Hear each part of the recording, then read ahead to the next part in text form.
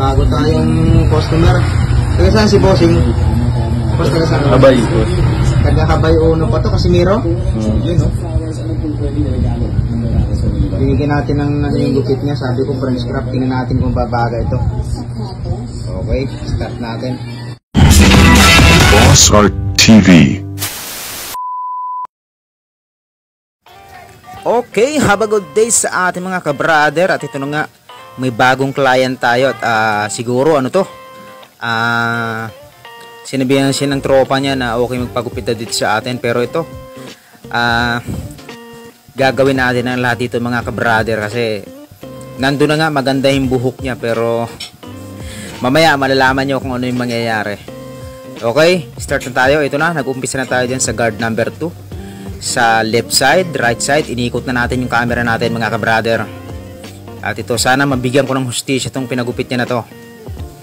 Kumbaga may tinuro siyang gupit pero nag-offer naman ako sa kanya kung okay naman. Ito, French craft mga brother ang sinabi ko sa kanya. At sana matuwa siya sa gagawin nating proseso. Okay, 0 tayo dyan, hanggang likod na tayo.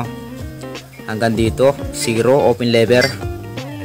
Yan, gumagawa tayo ng guideline mga brother. Kung mapapansin nyo mga brother, yung madilim na parte na yan, yan yung napakalaking challenge sa mga barbero. Alam na mga barbero to, yung talagang ganyang ulo. Tsaka ang buhok niya brother, maganda sana, bagsak. Kaso talaga, mamaya malalaman natin ang magiging resulta nito mga ka-brother. Hanggang likod na tayo mga ka-brother. Nag-guard tayo ng number 1 dyan ha. Yan, ito pa rin yung kabilaw, yun maitim na parte na yun, kung nakikita nyo. Yun yung maitim na yan. Lubog yung parte na yan mga ka-brother. At talagang lahat pinagpawisan sa akin dyan mga ka-brother. Panawisan ng mata ko dyan, ng ilong, ng singit, alak-alakan. Lahat po napawisan sa atin dyan mga ka-brother. At talagang ginawa ko ang lahat ito para lang mabigyan ko ng hustisya ang gupit ni brother natin. At sana naging okay nga sa kanya paglabas niya rito. Yun nagano na tayo. Tinanggal na natin yung mga tira-tirang buhok sa baba. Yan ginamitan natin ng trimmer natin. Okay. Okay ito, mag-ahit na tayo mga ka-brother ha. Okay ito na.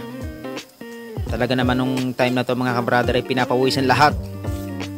Ay nako, pag ganito ang mga buhok mga ka-brother, ang ganito ang gugupitan mong ulo, talaga namang para kang nagbibiyahe sa balubak. May mga lubak din yung ulo niya mga ka-brother. Ito na, magbawas na tayo mga ka-brother ha. Number 0 yan mga ka-brother ha.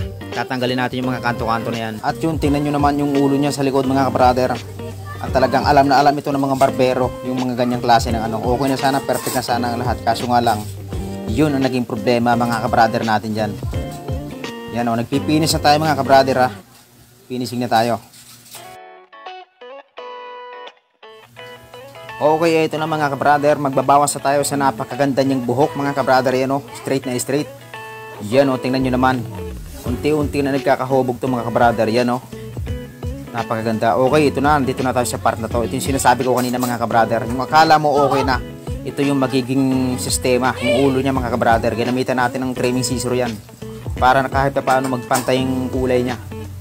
Okay, ito na. Yan tingnan nyo naman mga ka-brother. Hanggang likod Ito yung diskarte mga ka-brother para magpantay yung kulay niya. Pero hindi pa rin nangyari mga ka-brother. Yan yung before niya at ito yung after niya Kailangan ko ng komento nyo mga ka-brother. Tatanggapin natin yung bad comments dyan.